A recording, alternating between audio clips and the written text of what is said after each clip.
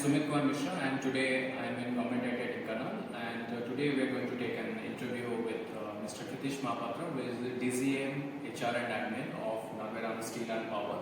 Sir, welcome to the show. Thank you, Sumit. Sir, my first question to you is that every industry, every organization is focusing on these three areas. One is attitude, skill and knowledge.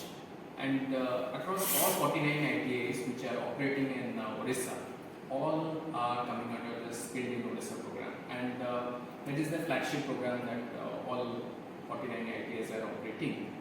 And sir, what do you think, sir, whether in current industry or current scenario or current landscape, whether the skill is very much required? Definitely skill is very much required, and what I can find, there is a paradigm shift in terms of skill development in Odisha. So you can say it's a revolution, you can say, because the intervention of state government and central government. So they are now giving focus on skill development actually. So now the kind of infrastructure now, the availability of infrastructure, skill infrastructure, and other areas you can say. So there is a lot of changes actually, and with regard to skill gap, so skill gap, definitely there is skill gap actually, because acquired skill and desired skill there always be gap actually. So like gap between sun and will always remain, but our focus is how to bridge this gap actually. The fact is that the curriculum we developed in the academics, the lesson we taught in the academics, and the actual practice in the industry. So there must be synchronization.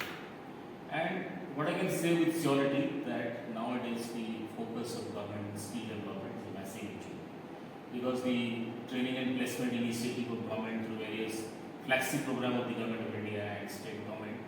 So now the thinking process is different, and infrastructure is now available. You can find the skill mission is coming up, skill world-class skill center is coming up in Bhubaneswar. So I mean, future is very bright, but there must be an assessment in any curriculum actually, in IT curriculum or any curriculum you say.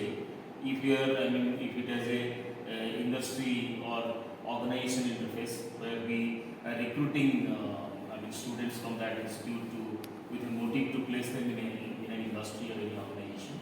So there must be a practical analysis, a practical assessment. What industry, what organization, be it a service industry, what they actually require.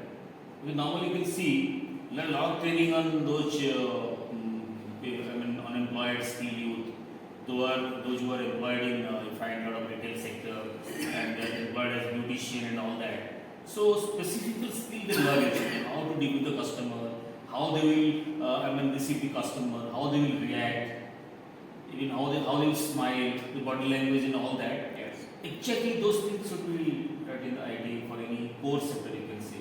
Suppose a fitter, this kind of experience we have in the morning actually.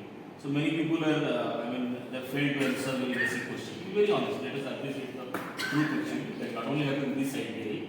Also, I have, because as a nature guy, I conducted massive interview in my career. So, I have conducted massive campus drive in my career. And you can say that I have recruited around 100 young professionals from the premier management schools of India, like IIFM, Bhopal and AIS Mumbai, NIIT Hyderabad, you can say Pitt University. So, a lot of other institutes to name specific.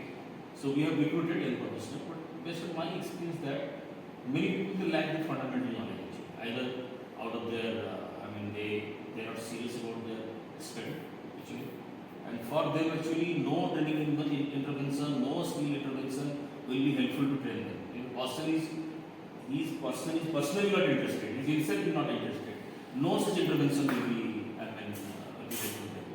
Apart from all the intervention, all the training, wherever it has been conducted, so 10% reduce will remain in period, but our focus will be 90%. But that should not be less than 90%. What you can do, we must have proper hiring system. If it is industry, it's hiring system. If it is institute, it's admission process system.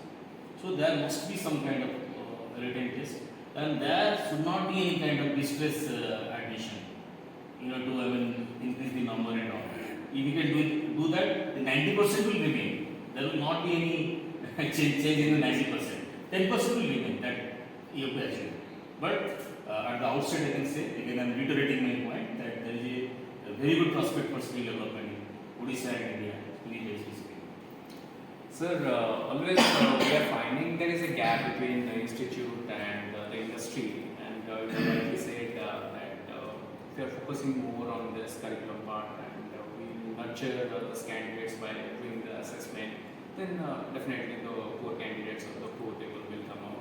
And so, do you find that there is a dearth of skilled workforce in current landscape? I don't agree with you, Sumit, to be very specific, I don't agree with you, but there are certain skills, certain trades, there may be dearth of talent. Like, what you can say that we are searching for DCH operator, turbine operator, field operator. So those skills are not abundantly available in the market. And to be specific, this motor mechanic and diesel mechanic, so CNC operator, something like that is there in another skill. So specific trade, there is abundance of skill. Specific trade, there is scarcity of students. So that depends actually, because this supply demand analysis must be done. How much such industries are there, or how much industries are upcoming, what kind of manpower we will be hiring. So accordingly, this curriculum should be centralized actually, and that the central instruction to all the institute, IT, to be specific, be it in government or in private, that certain seats should be reserved for this kind of trade. If there is government is if there is a plan that big retail houses are coming like Walmart and others, so there will be requirement of retail guys will be doing that. So a lot of jewelry shops are also coming. So jewelry shops also salespersons are also required. So such mapping should be there, and such mapping, in that mapping process actually industry people, academic people, and the government is a third party. That should be a collaborative, concerted effort. You can say collaborative effort. If that can be done, so this will be a huge revolution, you can say. And we cannot, you can say, omit one set of people. These all are stakeholders, and all these stakeholders should be taken in one fold to have to have brainstorming session, to fix strategy and all that. If we can go all together, and definitely it will bring a lot of revolution in skill development and skilling, upskilling, reskilling, whatever you say. So there will be a lot of revolution, I can say. Sir, you talk about this skilling and upskilling. So I just want to take your points around this. That earlier days when industry used to operate in industry 2.0 or current scenario speaks about industry 3.0, and in the coming days industry 4.0 is coming. Sir, how these students who are pursuing their industrial training institute, or whether they are going for this diploma or a degree, how they are going to accommodate themselves in the current changing in the trades or current changing in the markets?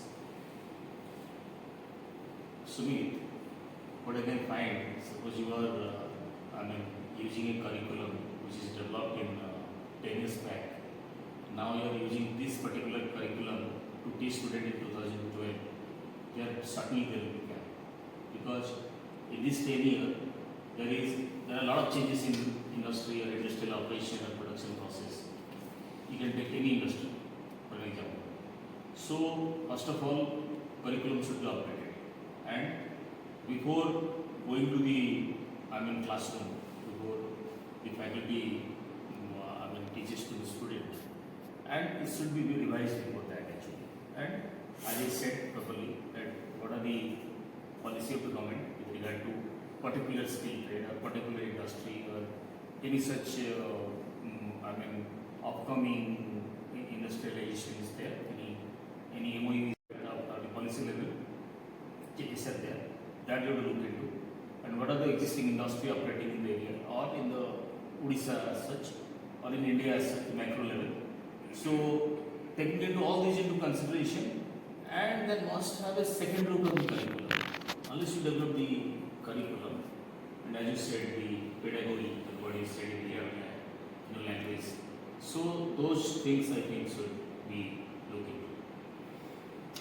Sir, for a sustainable life, I believe that there are four elements or there are four pillars altogether. One is your education and your skilling, and the third one is the employment and entrepreneurship. So when a student get accustomed to this education and after that he has been skilled, and he is in a dilemma whether he will go for this self-employment or whether he will go for this employment or this entrepreneurship. So what's your take on this, sir? Whether in the current scenario, whether he should choose the entrepreneurship or whether he should go for this job industry? Probably it is a personal choice. So if someone is skilled enough, he will decide, he will find a crossroad, whether he will choose to do a job or he will go for the entrepreneurship. And for entrepreneurship, actually, normally if he has a family business, he has background of entrepreneurship, so it will be easy path for him to take a decision on that particular point, standing on the crossroad. But normally, what happens actually? So, a fresh graduate, being trained or being off-skilled, trained through IT or any such entrepreneurship development program or in such training institute. So, he has to, first of all, he will decide to have some hands-on experience before going for the entrepreneurship. Because I have also met across a lot of people, so they have solved somewhere, and meanwhile they have left the job and going for the entrepreneurship. But immediately to go for the entrepreneurship, it is again a risky proposition. Unless that person doesn't have that background or any entrepreneurship history or entrepreneurship background, so it will be very tough work for him. Normally, it is my suggestion that having all such skill, entrepreneurship ability, so the person should opt for job or hands-on experience. May not be job, some kind of hands-on experience, either on on a regular basis. So then he should shift for entrepreneurship. But after all, it's a personal choice. Yeah, you said rightly, sir. It's hands-on. So adding to that, I just want to say two more words. It's hands-on, hands-on, and workshop. So that he can make himself, or he can make himself in a different position. So my next question to you, sir. You have been in this recruiting process from last 12-13 years, and you have been recruited thousands and thousands of candidates. So when you come to Government IT DHENKANAL and today you recruited some of the candidates, so what you see in a candidate when you hire a candidate? Is there anything that you really look for when you are selecting a candidate? Because when the interview happens, it's more of a rejection process than selection. So what is your take on this? To be very clear, we are not recruiting expert. To be very honest, so we are recruiting trainees, and we need actually mod, and out of that we will make selection, and that mod should be laterite mod to enable us to prepare stature. So what I found that the people are very young students actually. They definitely have dream in their eyes, I find. And as I said that fundamental, our two criteria we look for actually. One is that person must have fundamental knowledge, minimum fundamental knowledge, and second is that person must have good attitude. Two things we normally look for. We never hiring expert actually. We know that. We hire them, we train them, and person must have good attitude to learn actually. These two are important, and we in the process of interview actually we are searching for this one. Fine, sir. Sir, it's a pleasure that today you are here in DHENKANAL and you hired some candidates, and the candidates, those who will be hired, definitely getting an opportunity to work for power and steel industry. That's really amazing for them. And my last question to you, sir. Sir, what is your last message to the aspirants who are really thinking for a job in a better company or want to make their career in job field? My last message is that Sumit, that be it job, business or entrepreneurship, that vision should be seen from very early in the life.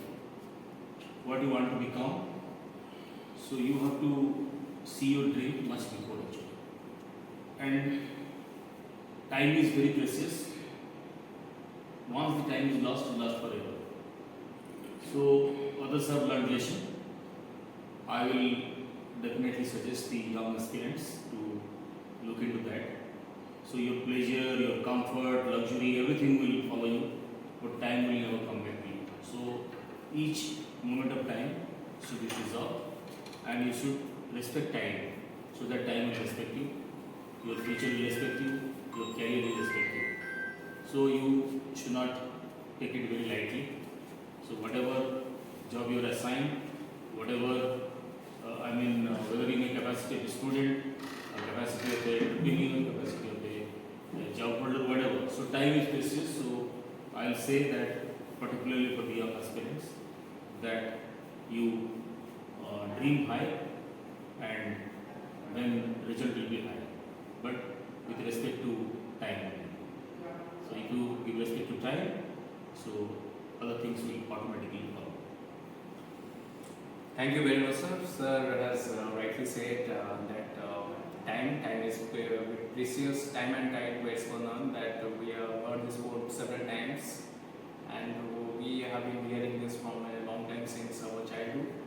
And if you really focus on your time, then definitely time will give value. And we all want that our value should be increased, and we should have a different perspective when we add values to our profile or we add values to others' profile.